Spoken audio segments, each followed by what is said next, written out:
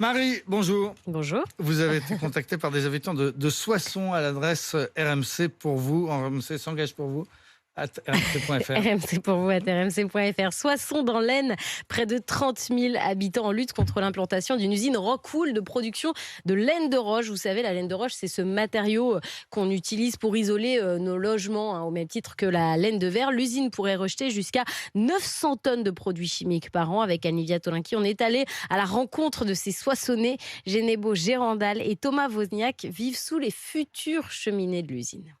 Ça m'inquiète absolument, c'est-à-dire que ça m'inquiète tellement que je pense que si cette usine se construit, nous déménagerons. Parce que ce qui sort de la cheminée, c'est extrêmement toxique et polluant et que je ne veux pas respirer ça, ni le faire respirer à mes enfants. Ça va nous tuer. À terme, ça va nous tuer. En France, c'est autorisé de construire une usine chimique, par exemple, avec 800 tonnes de produits chimiques et on aurait le droit de mettre une école à côté. C'est l'industrie lourde. Je préférais avoir 2 centrales de pétrochimie à côté de chez moi, ça pollue moins, ou un site Céveso.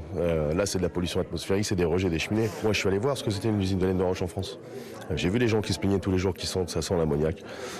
Je trouve ça scandaleux en France qu'on puisse respirer encore ça. De toute façon, on l'aime bien, de toute façon, c'est une belle ville.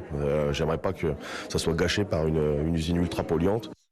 Des habitants d'autant plus en colère que la préfecture a donné son feu vert à l'installation de l'usine malgré l'avis négatif du rapporteur de l'enquête publique et malgré une tribune signée par plus de 70 médecins de la région. Ils alertent sur les dangers des polluants émis par la future usine. Parmi eux, Maryse Vasseur, elle est médecin généraliste à Soissons. Le formaldéhyde, les métaux lourds, les composés organovolatiles, tout ça sont des perturbateurs endocriniens. Ça sert à fabriquer la laine de roche et c'est ce qui va ressortir des cheminées. C'est ça, il y a 900 tonnes de produits polluants qui vont ressortir par an de ces cheminées et qui vont donc être dispersés dans l'atmosphère au-dessus de notre tête. Donc on va forcément en respirer.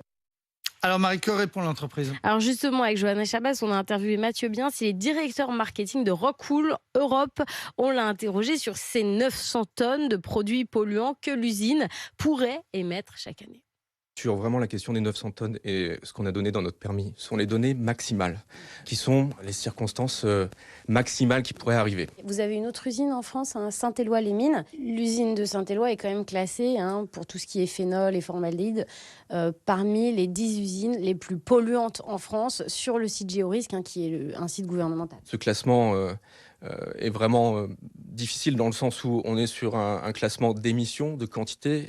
Et en fait, ce qui est vraiment important, c'est l'impact sur la qualité de l'air qu'on aura. Près de 70 médecins soissonnais s'opposent à l'installation de l'usine en disant que ça va nuire à la santé des habitants. Ils disent n'importe quoi, ces médecins? Je ne commenterai pas directement s'ils disent n'importe quoi ou pas.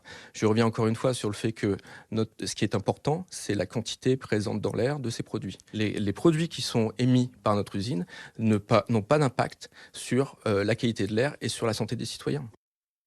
Et les Soissonnais demandent au nouveau gouvernement d'intervenir pour revenir sur l'autorisation donnée par la préfecture et empêcher l'installation de cette usine polluante.